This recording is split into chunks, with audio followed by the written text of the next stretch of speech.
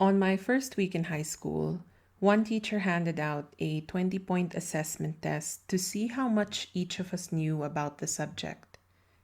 The scores weren't going to be recorded, she just wanted to get a sense of where we were as individuals and as a group. At the end of homeroom, we were supposed to hand the test to our beadle, this very relaxed guy who just piled the papers on an empty desk and paid them no mind. After I'd submitted my test, a girl I'd just met that day walked up after me, brazenly took my paper, and copied my answers. I saw that she hadn't even bothered to fill out her test because she wasn't erasing any answers. I thought about walking up to her and confronting her directly.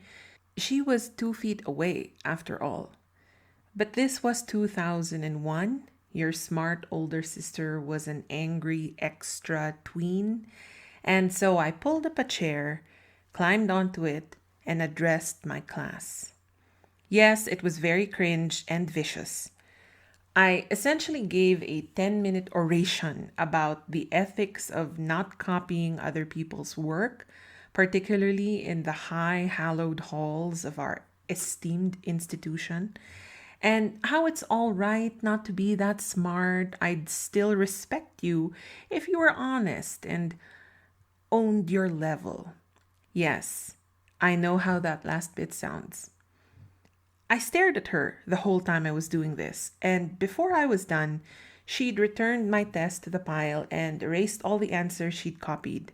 To appease me, I think, she even submitted her paper blank. I was satisfied, but still blazing with indignation, and it would be years before she and I would ever be okay. Mostly because I could never let go of what she'd attempted, and I did not let her forget it. When we finally buried the hatchet, I asked her why she thought it was okay to copy my work. She explained that she'd gotten a really positive impression of me during orientation a few days before, and that she wanted the teacher to think that she was similar to me. She didn't think it would do any harm because her getting the same score wouldn't change my score. She then asked me why I'd been so offended by her copying, as if it had been the worst thing ever, when in fact, if she hadn't run right up to the pile seconds after I left, I might not ever have known what she'd done, and my life would not have been impacted by it. At the time, my answer to her was something about protecting basic fairness, of not giving someone undue credit. Now and then, I get to revisit this question, and after watching Hbomberguy's last video, titled Plagiarism and You, I've had a chance to think about this again, and I want to squeeze in a quick video reacting to it and sharing my own thoughts on this matter. If this is your first time on this channel, welcome.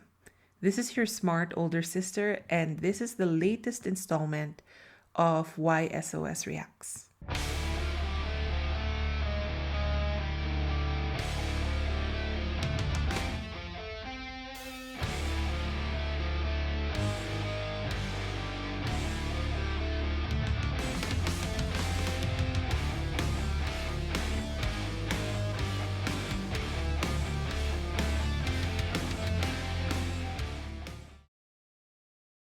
So before anything else, I strongly encourage you to check out Hbomberguy's video, which I've linked in the description.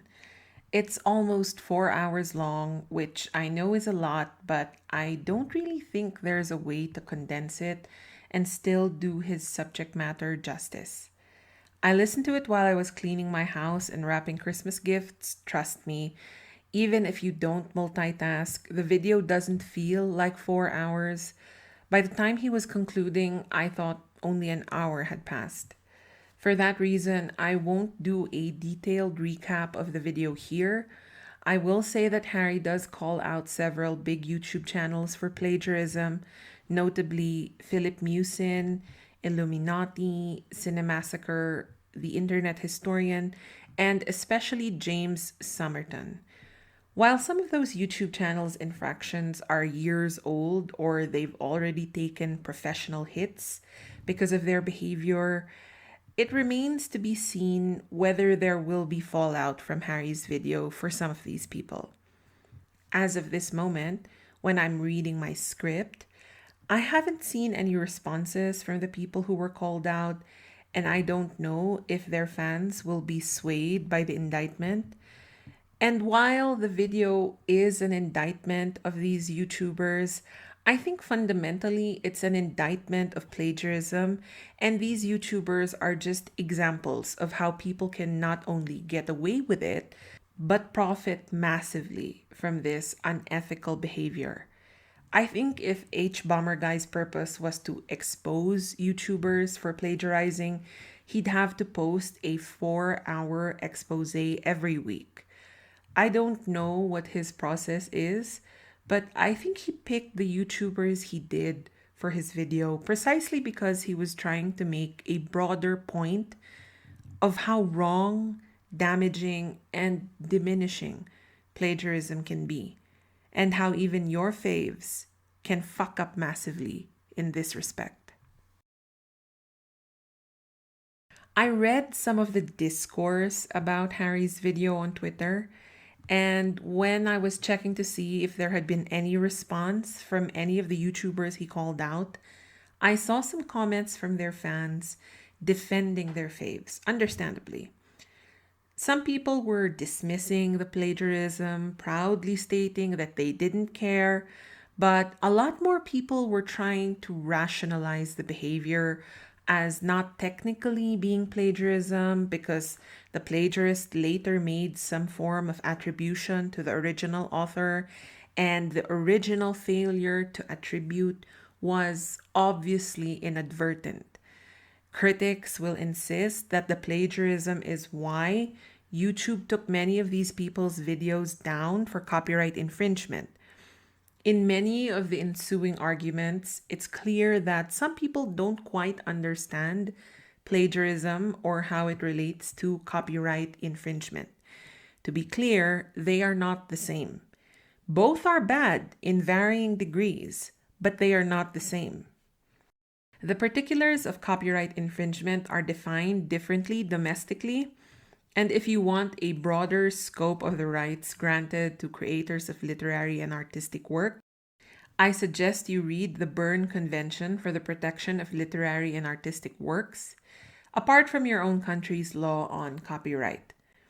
The World Intellectual Property Office also has a very useful website that you can check out on your own time. I'm not an intellectual property lawyer, but I was forced to learn it in law school, and essentially, copyright infringement is the unauthorized use of another person's creative work. Copyright is the protection that law extends to the creators of literary and artistic work, recognizing that they have specific rights to their work that in many ways boil down to profit. Regardless of your intent, simply using someone else's work without their permission can amount to copyright infringement, even if you give full credit to them and don't claim their work as your own. Think about all those music videos that give full credit and attribution but still get taken down. By contrast, plagiarism is the act of trying to pass off someone's work as your own. It includes blatant copying, yes, but it also encompasses trying to make someone's ideas look like your own original output by simply rephrasing their words. I think it's unethical and dishonest most of the time, but for many people learning about plagiarism as it affects them personally, I agree that it can be inadvertent and born more out of ignorance than malice.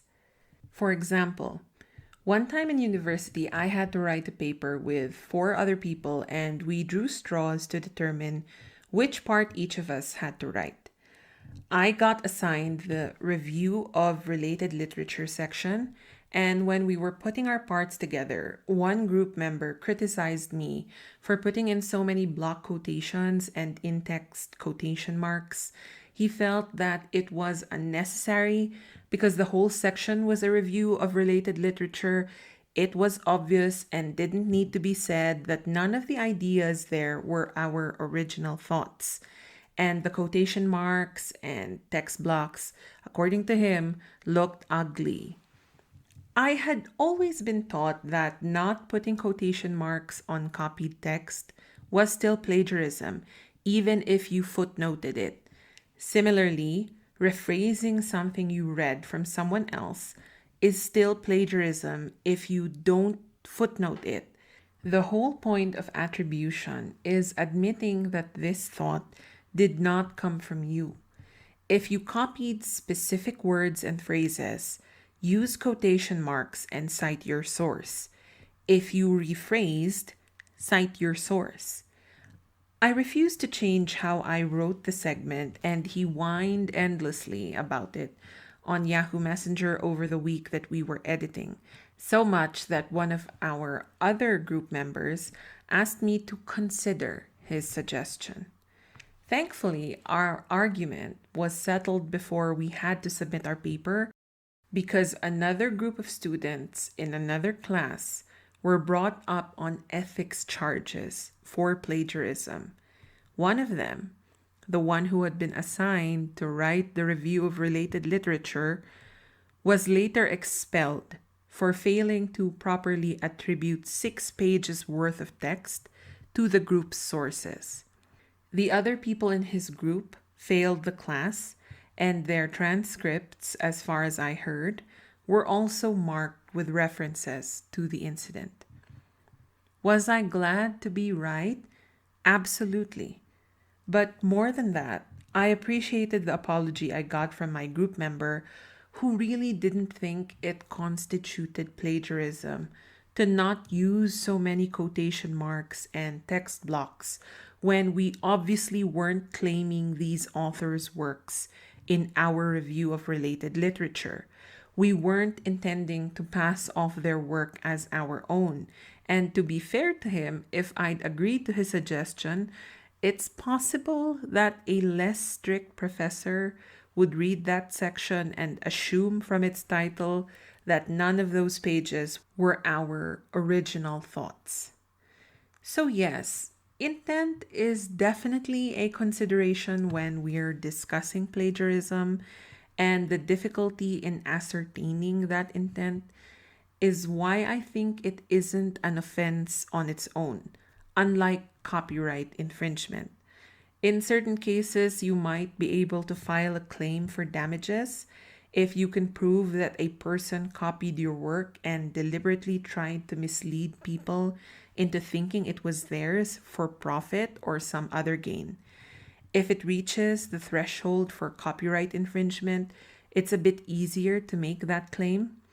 The question of whether plagiarism is actionable is determined on a case to case basis.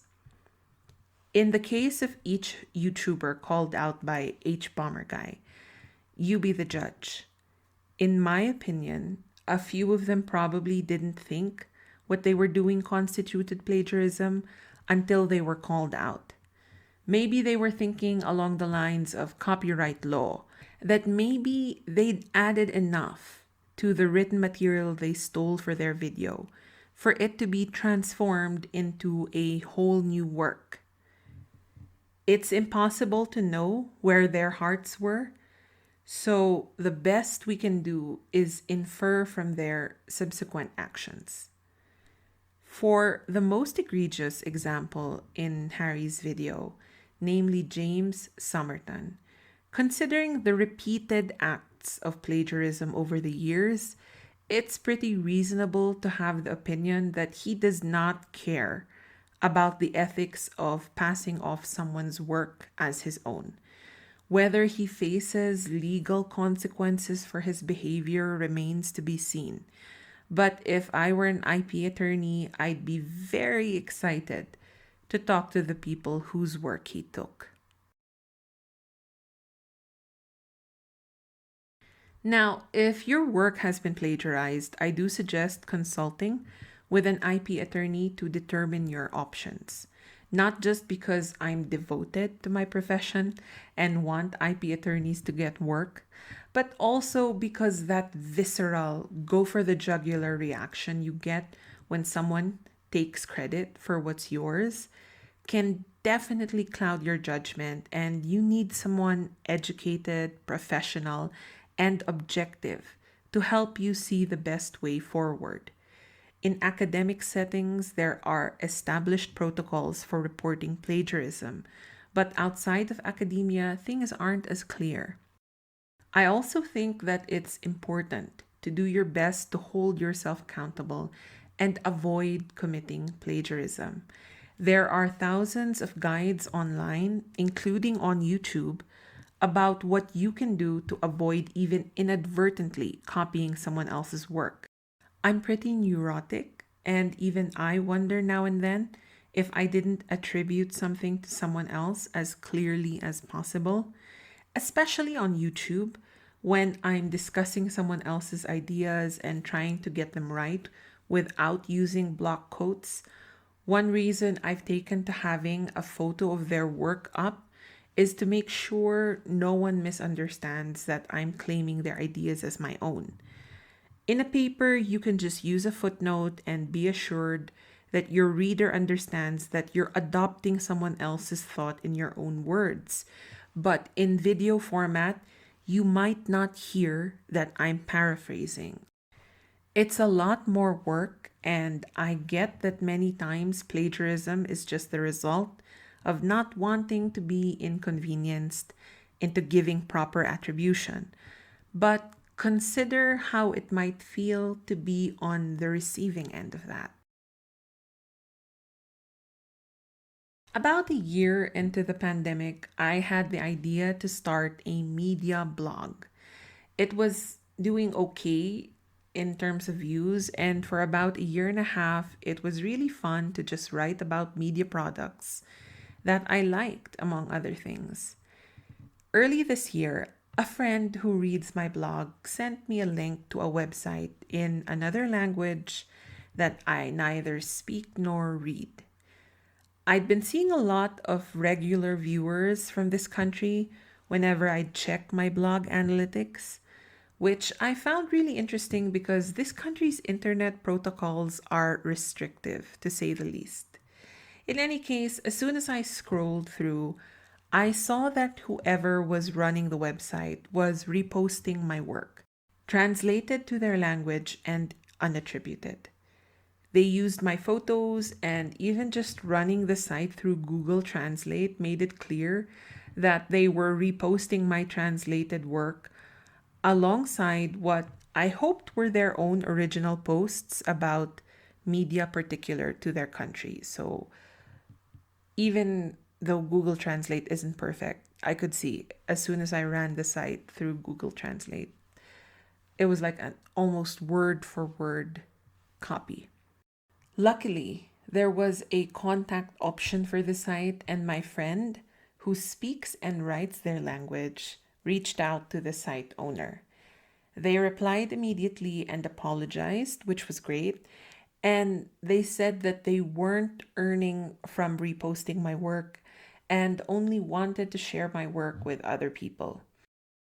This did make me much less angry, to be honest. And another reason I recommend Hbomberguy's video is because he does tackle unauthorized translations and plagiarism in greater depth than I would like to right now. A few days after we reached out and before we could respond to their apology, the site owner took down their whole site. We tried reaching them again via the email they used to reply to us, but our mail bounced. I don't know if they just took down the website and made a new one. We looked, but we couldn't find my work elsewhere. So I appreciated what I considered to be an apologetic gesture. You know, Oscar Wilde once said, imitation is the sincerest form of flattery that mediocrity can pay to greatness. But I've always thought that we tell ourselves this to make ourselves feel better about being ripped off. Sure, we know that someone chose to steal our work precisely because they thought it was great and they could never come up with something like that on their own. But that doesn't really make you feel better once you see them cashing in on your work and accruing social and financial gain from it, right? There is also something to be said for the sheer lack of respect for the effort you put into your work, that they would think it was okay to just copy. After the blog thing happened, I didn't write anything for a few months. I can't explain it in precise terms, but even after the person apologized and took down their site, I felt very uncomfortable about posting there again, knowing that someone might take it and repost it. Something similar had happened to me in university in an arena I'd rather not discuss right now. And again, I was so upset by the lack of credit given that I ended up not writing again for a long time. My past work is still up, but I haven't written anything for those platforms in a while, other than to post on my blog that I was moving to YouTube. You can imagine how I dread now being on YouTube, where plagiarism has been a problem from the start. In his video, Hbomberguy points out how much bigger YouTubers often feel empowered to steal small YouTubers' content. And because YouTube values its users based on the clicks they produce, at least that's the impression I get, a lot of the time, these big YouTubers aren't held accountable. I don't even have a dozen subscribers at this point. I have no idea how it's going to go if some million sub account decides to jack my videos. If you still don't understand how creators are affected by the possible theft of their work, or don't think it's that big of a deal when it happens, and maybe people should just accept that this is the world that we live in, I invite you to consider the complaints we have about a lot of media products these days. How often have we complained about things being mindless regurgitations or reboots? What happened to all the original ideas?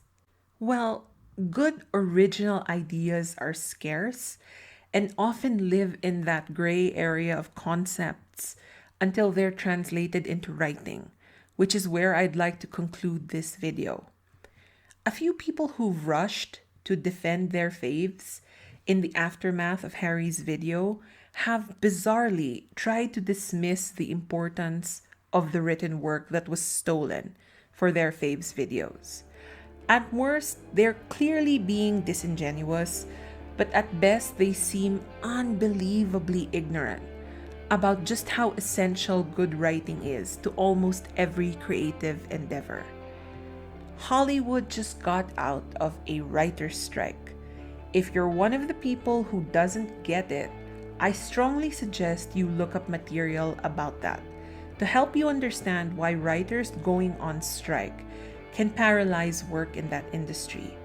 Without good writing, even the best animations and effects are meaningless. I mean, we all remember Game of Thrones Season 8, don't we?